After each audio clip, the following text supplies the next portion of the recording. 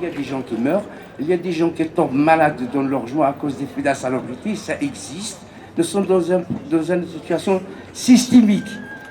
L'effet de la non-conformité des logements ici à Marseille, et cela, on peut revenir du point de vue juridique aux observations finales de la rapporteure spéciale de droit au logement convenable des Nations Unies lors de sa visite en France du 1er au 12 avril 2019, dans lesquelles elle a parlé de ce quartier, elle a parlé de Nouaille, elle est venue à Nouaille.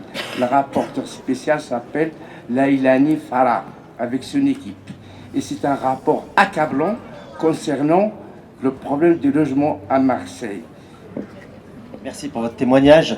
Tu voulais prendre la parole? On a fait beaucoup de demandes de documents administratifs produits par la ville de Marseille. Alors pour les écoles, c'est les diagnostics qui ont été faits pour sécurité incendie ou amiante, donc qui constituent la sécurité, savoir dans quel bâtiment on envoie nos enfants. C'est aussi le patrimoine. En fait, tout le patrimoine de la ville de Marseille, est-ce qu'on sait qu'il y a, est-ce qu'on a le droit de savoir, nous, citoyens, qu'est-ce que possède la ville de Marseille. Donc ces démarches ont été amenées après un courrier à la ville, a été amené à demander au service de l'État si on avait le droit. Donc c'est le service de la CADA, la Commission d'accès aux documents administratifs, qui nous a fait des réponses positives. Et donc on a une série de documents qui ont déjà été renvoyés à la mairie et à la métropole, parce qu'il y a aussi des demandes à la métropole, pas de réponse.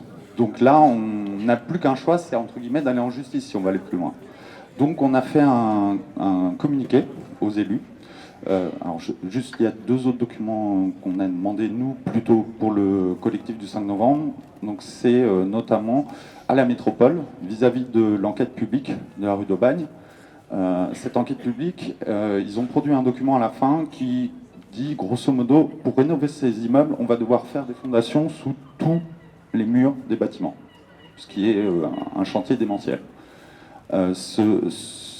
Cette étude se base sur la première étude qu'on avait tous vue le 1er mars 2019, qui a été produite par la ville de Marseille, mais qui contenait 10 annexes, donc des études de sol, des passages de caméras, c'était l'étude de chacun des bâtiments quand ils ont visité. Donc ces éléments-là, la métropole aurait dû les produire dans l'enquête publique. Donc c'est d'autres éléments pour le PPA. Donc toutes les études provisoires qui sont en cours, dont parlait Sandra, on les a demandées et ils nous ont répondu elles sont en cours. Très bien, on n'a pas les rapports finaux, on veut les rapports intermédiaires et on veut les diagnostics qui ont été faits. Donc ça, pareil, on a une demande à la métropole sans réponse. Il y a probablement déjà des expertises qui ont été données. On en a vu quelques-unes apparaître dans le dossier de DUP qui concerne les immeubles au-dessus de nous, mais c'est que des synthèses et pas très précis, dans des conclusions peu argumentées et qui ne sont pas satisfaisantes, en tout cas en termes de connaissances partagées.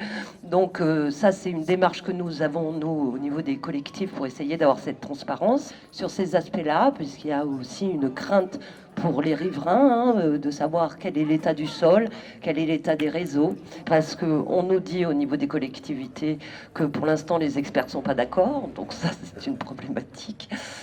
Sur la question hydrologique, par exemple, j'ai posé la question à M. Amico qui m'a dit non, mais voilà, il n'y a rien de grave. Voilà, ouais. En gros, on n'a pas le document, mais on nous rassure en nous disant non, mais il n'y a rien de préoccupant, vous inquiétez pas. Non, mais c'est pas ça qu'on veut. Les gens qui habitent ce pâté de maison, ils ont envie d'être concrètement, qu'on leur donne des informations concrètes sur ce qui se passe dans les tréfonds des immeubles. Il faut être en capacité d'interroger la ville sur les grands projets.